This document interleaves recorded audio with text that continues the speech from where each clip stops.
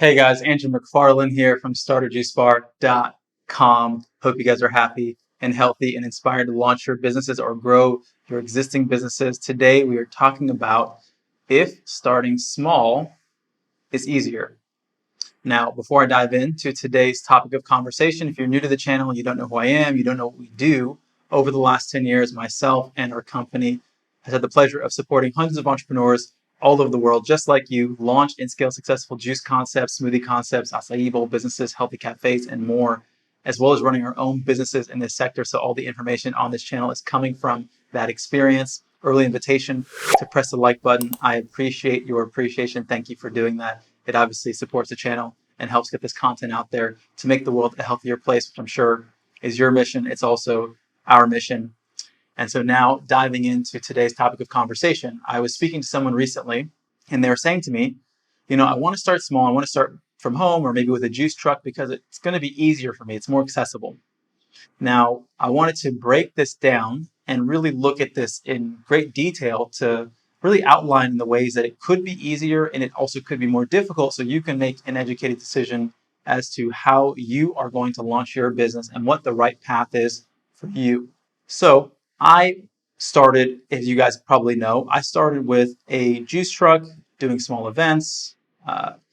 And I did this because it felt more accessible. And it is true that when you start smaller, it is more financially accessible.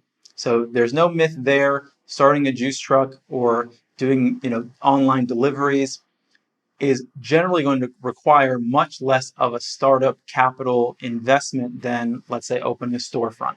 Okay, that's definitely true.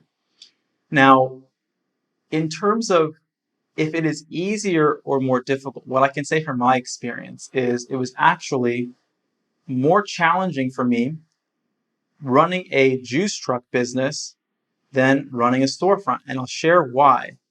And it's kind of, as they say, hindsight is 2020. It makes so much sense to me now that I have experience in this industry.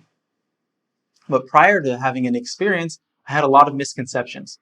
And so when you run a small business, you have to do everything, right? If you can't afford to have more staff, then all the work is on you. There's certain things that have to get done no matter what, right? You have to make juice, whether it's you and you have a large business or you have a small business, you still have to make juice.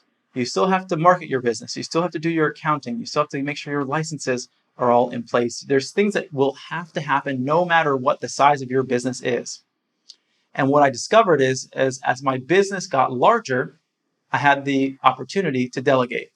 This means that I got to focus on the things that were the highest leverage activities, and I got to choose many times how much I worked and how much I didn't work, because the cash flow of the business, because of the scale of the business, allowed me to delegate, hire more people, so on and so forth. Now, I want to really break down this whole idea of ease, right? Because we're saying, is it easier to start smaller? This is really a subjective thing because some things are easier or harder for other people. For me, it is much easier to manage people and hire great people, delegate to people, give people direction than it is for me to do physical work.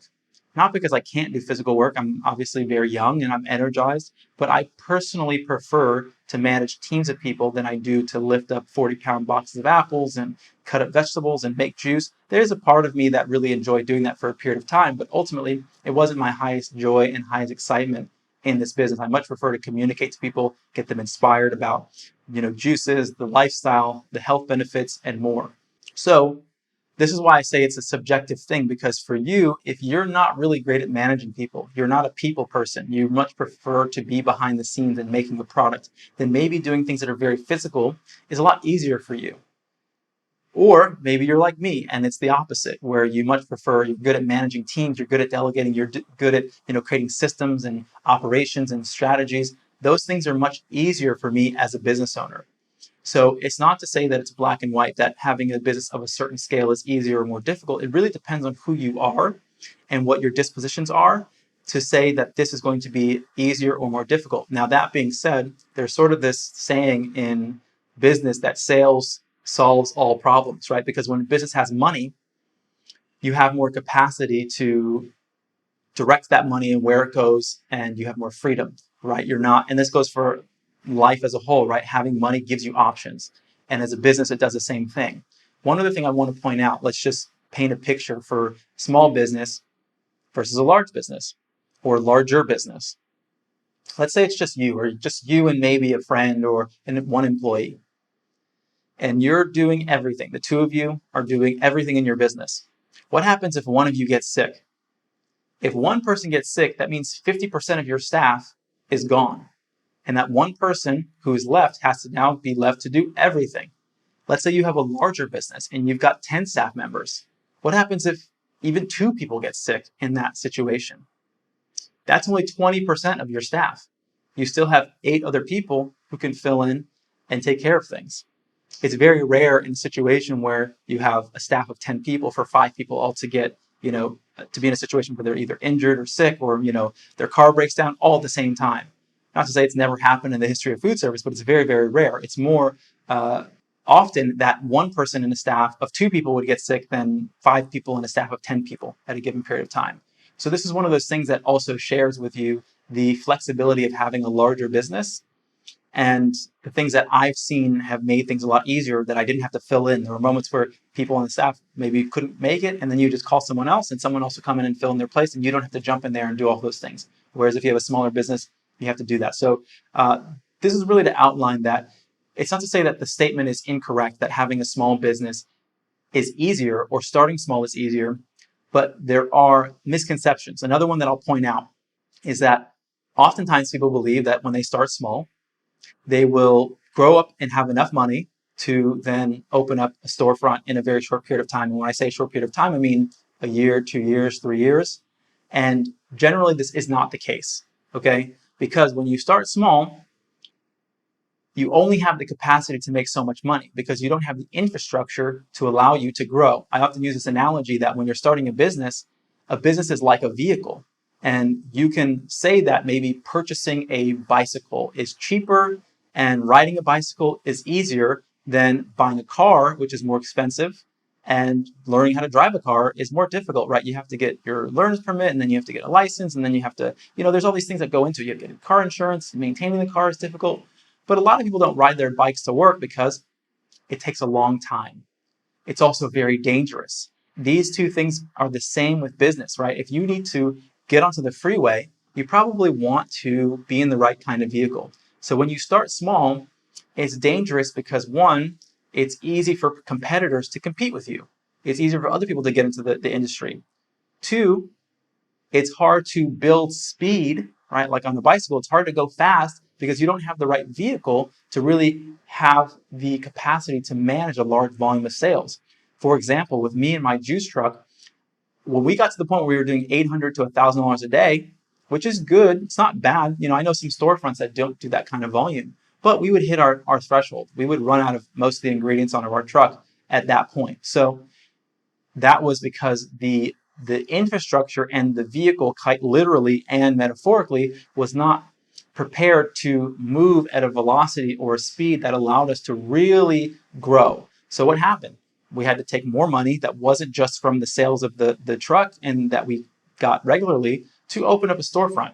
So the same thing goes for when you guys are starting small. It's not a bad thing to do, but you have to understand what you're expecting from it, right? You have to be aware that it's great for brand recognition. It's great to get customer feedback. It's great maybe to get your feet wet. But ultimately, most likely, you're not going to get rich enough to, in a reasonable period of time, to open a storefront. But it's also good if you want to use your kind of first phase and your sort of testing phase to attract investors. It's another thing that could be beneficial. So all in all, I want to give you guys a healthy perspective on if starting small is easier and to who it might be easier for.